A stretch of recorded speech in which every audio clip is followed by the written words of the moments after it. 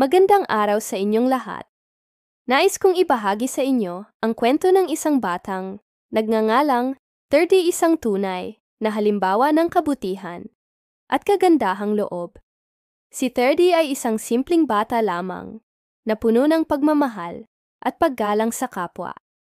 Sa kanyang munting edad, napakaganda ng kanyang puso at laging handang tumulong sa mga nangangailangan.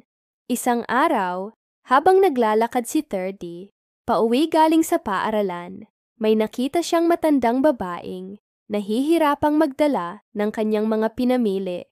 Agad-agad niyang nilapitan ang matanda at nag-alok ng tulong. Walang pag-aalinlangan, tinulungan niya itong magdala ng mga bagay hanggang sa bahay nito. Lubos ang pasasalamat ng matanda sa kabutihan ni 30. Sa hindi inaasahang pagkakataon, binigyan siya ng matanda ng isang espesyal na t-shirt. Ito ay hindi pangkaraniwang t-shirt. Wika ng matanda, may taglay itong mahiwagang kapangyarihan para sa mga taong may dalisay na puso. Hindi maintindihan ni 30 ang ibig sabihin ng matanda. Ngunit taos-puso niyang tinanggap ang regalo. Nang suotin niya ang t-shirt sa kanyang bahay, hindi niya inasahan ang mangyayari. Nabalot siya ng mahiwagang liwanag at naramdaman niya ang kakaibang lakas sa kanyang katawan. Hindi nagtagal, nabalitaan ni 30 na may malaking gulo sa bayan. Naalala niya ang t-shirt at ang sinabi ng matanda. Agad niyang sinuot ito at sa hindi maipaliwanag na paraan, siya ay naging isang tunay na superhero. Gamit ang kanyang bagong kapangyarihan, lumipad si 30 patungo sa bayan. Doon, tinulungan niya ang mga tao.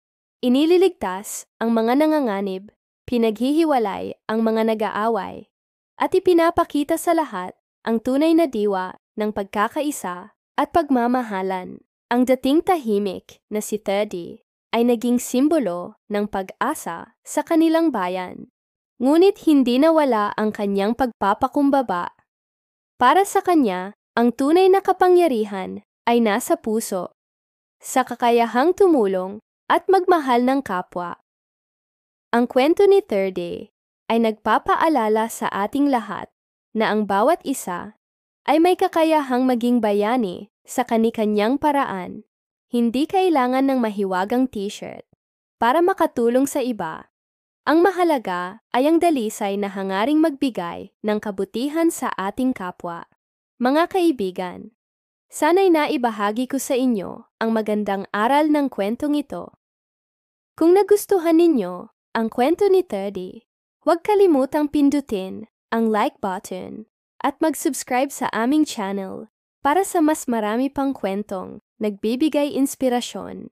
Maraming salamat sa inyong pakikinig. Tandaan, ang bawat isa sa atin ay may kakayahang maging superhero sa ating sariling paraan. Simulan natin ito sa simpleng pagtulong at pagmamahal sa ating kapwa. Hanggang sa muli, mga kaibigan. Paalam.